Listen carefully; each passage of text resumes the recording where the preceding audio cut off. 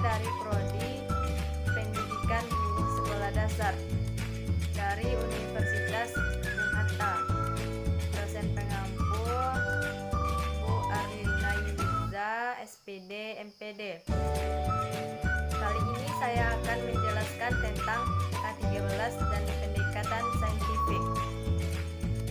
Kurikulum 2013 adalah kurikulum yang berlaku dalam sistem pendidikan Indonesia.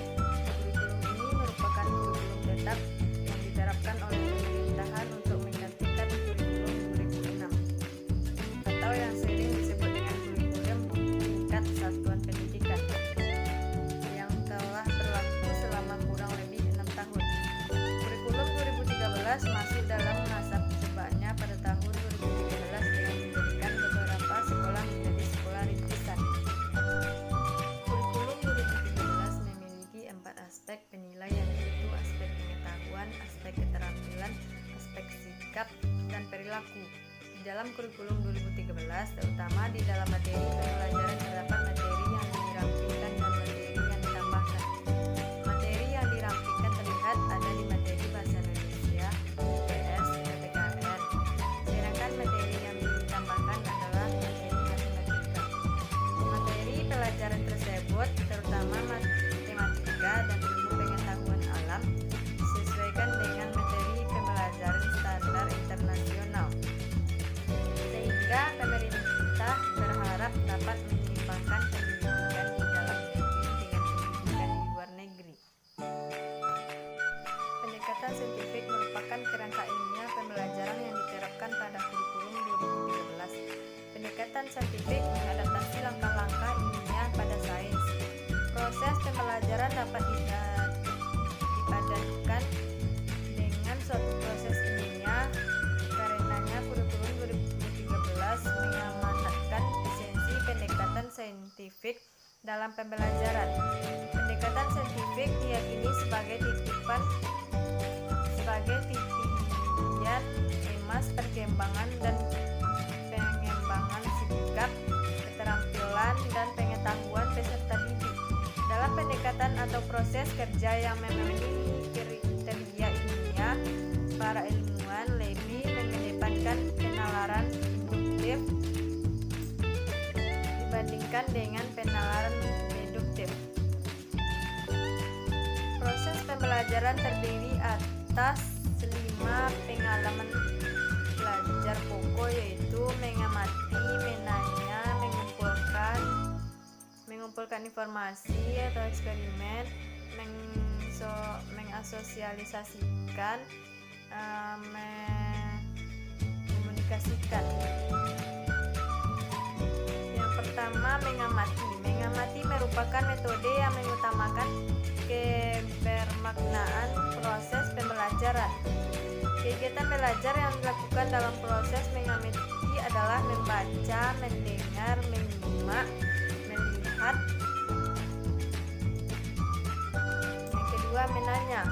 Menanya merupakan kegiatan pembelajaran yang dilakukan dengan cara mengajukan pertanyaan tentang informasi yang tidak dipahami dari apa yang diamati atau pertanyaan sulit untuk mendapatkan informasi tambahan tentang apa yang diamati.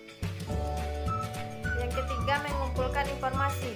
Mengumpulkan informasi merupakan kegiatan pembelajaran berupa eksperimen, membaca sumber lain selain buku teks, mengamati objek atau kajian, dan mewawancarai dengan narasumber.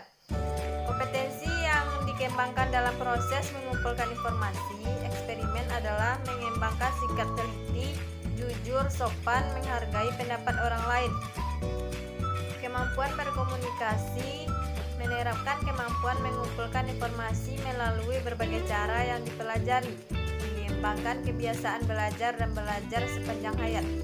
Yang keempat, mengasosiasikan atau mengolah informasi. Mengasosiasikan merupakan kegiatan pembelajaran yang berupa pengolahan informasi yang sudah dikumpulkan, baik terbatas dan hasil kegiatan mengumpulkan maupun hasil dari kegiatan mengamati dan kegiatan mengumpulkan informasi. Yang kelima yaitu mengkomunikasikan. Mengkomunikasikan merupakan kegiatan pembelajaran yang berupa menyampaikan hasil pengamatan, kesimpulan berdasarkan hasil analisis secara lisan, tertulis, atau media lainnya. Kompetensi yang dikembangkan dalam tahapan mengkomunikasikan adalah mengembangkan sikap jujur, teliti, dan toleransi, kemampuan berpikir sistematis, mengumpulkan pendapat dengan singkat dan jelas. Assalamualaikum warahmatullahi wabarakatuh. Waalaikumsalam warahmatullahi wabarakatuh. How are you today? Alhamdulillah, I'm fine, thank you. And you? I am fine too. Thank you. Oke, anak-anak, hari ini kita akan lanjutkan pembelajaran kita pada hari ini, yaitu tentang bilangan kuadrat. Apa sih bilangan kuadrat itu? Nanti kita akan belajar bersama-sama. Tapi sebelumnya Bu Guru mau tanya, hari ini siapa yang gak masuk ya? Firman. Siapa yang tahu Firman kemana? Oh, nggak tahu. Oh, Bintitan sakit ya? Oh iya. Ya, kita doakan semoga Firman cepat sembuh dan bisa bergabung kembali dengan kita untuk belajar bersama. Baik anak-anakku yang Bu Guru cintai, Bu Guru melihat hari ini wajahnya semuanya pada cerah. Ada yang senyum-senyum manis, ada yang disimpul senyumnya. Semuanya udah makan? Udah. Alhamdulillah sudah makan semuanya. Berarti semangat ya hari ini belajarnya ya? Ya. Oke, semangat belajar. Baik, anak-anak, Bu Guru di sini punya gambar, beberapa gambar. Berapa nih? Bangun datar apa? Masih ingat kelas 3, kelas 4? Bujur sangkar atau persegi? Persegi. Kalian lihat sekeliling kalian, ada tegel warnanya putih, ubinya warnanya putih, bentuknya juga persegi. Semuanya Bu Guru punya, dari ukuran yang sedang, yang kecil, sampai yang besar. Nih yang besar, ini yang besar nih. Nah, nanti kita akan belajar. Oke, saya bisa menemukan, inilah persegi yang luasnya 3 kotak, akan ketemu 3 pangkat 3. Jadi fungsinya kita belajar kuadrat. Nah, kalian ingin membangun rumah dengan temboknya dengan gas blok kaca itu kan bentuknya persegi juga tuh, butuh berapa? Itu fungsinya, nanti kalian belajar seperti itu. Oke? Ini juga sama fungsinya, hanya ini dengan menggunakan spidol dengan penggaris. Ini adalah sama, 1 dikali 1 atau 1 kuadrat. Ini sama dengan 1 kuadrat. Ini sama dengan 2 kuadrat. Ini sama dengan 3 kuadrat. Ini sama dengan 4 kuadrat. Pinter. Siapa yang mau gambar 5 kuadrat bagaimana coba?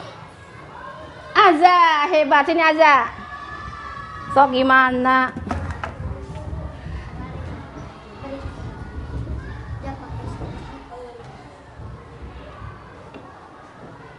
Lima kuadrat. Aza pinter. Oh, lurus garisnya, hebat Aza. Kasih Bu Guru penggaris.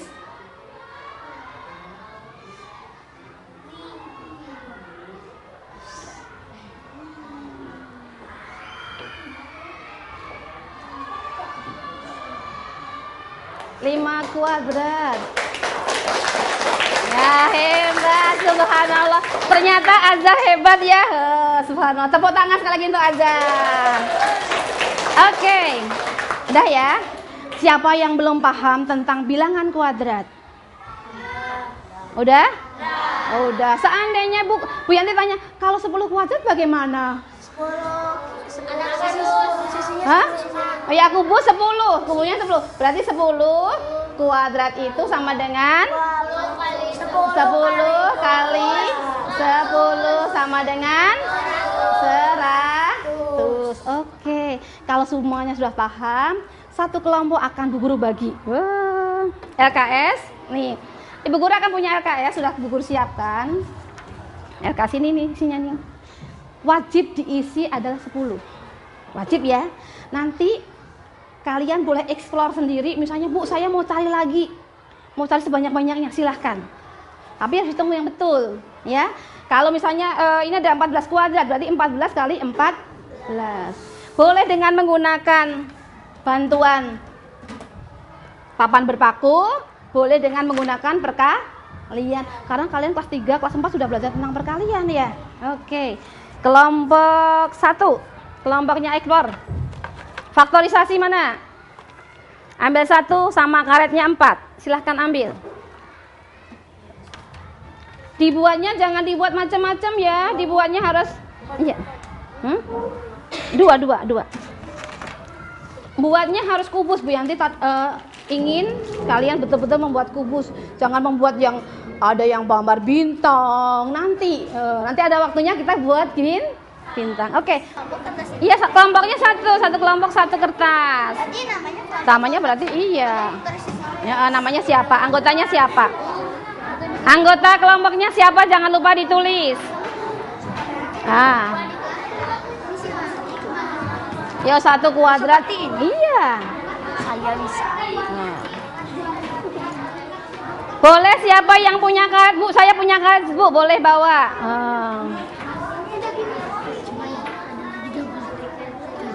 Ya, boleh ya. Betul ini. Satu lagi mana? Ini lagi buat lagi. Siapa yang masih ya? Nama kelompok sama nama anggotanya. Kerjasama ya.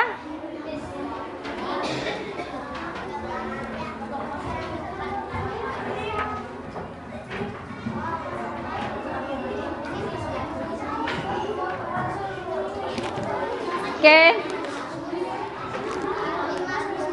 Tambahin lagi karetnya Dua. Nanti karetnya kembali lagi ya. Ini belinya jauh nih.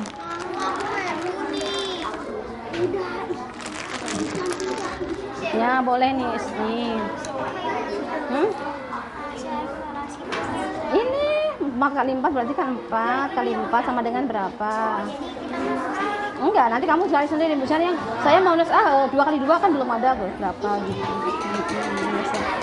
Ayo kerjasama, jangan main-main. Fase-fase yang ada dalam video yang saya tampilkan tadi, yang pertama menginformasikan tujuan pembelajaran dan orientasi pelajaran kepada siswa. Yang kedua, mereview pengetahuan dan keterampilan prasyarat. Yang ketiga, menyampaikan materi pembelajaran atau pelajaran. Yang keempat, melaksanakan bimbingan. Yang kelima, memberikan kesempatan kepada siswa yang untuk berlatih. Yang keenam, menilai kinerja siswa dan memberikan umpan balik. Yang ketujuh, memberikan latihan mandiri. Model pembelajaran langsung.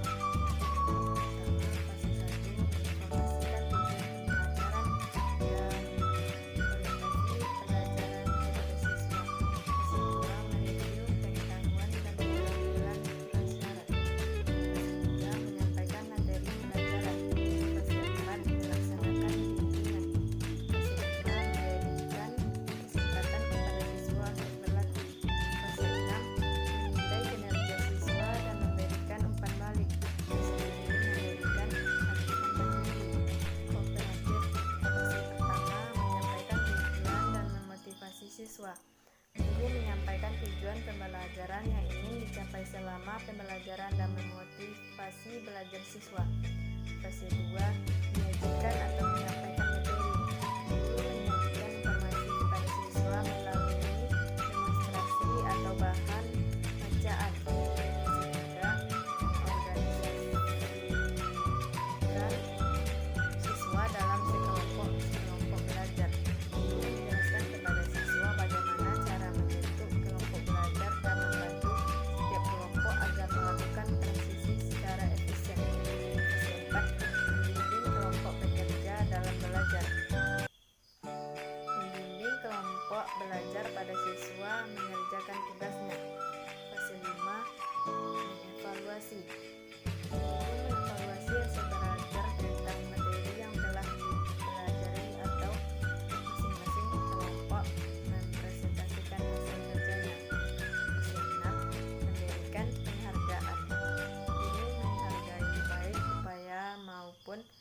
11.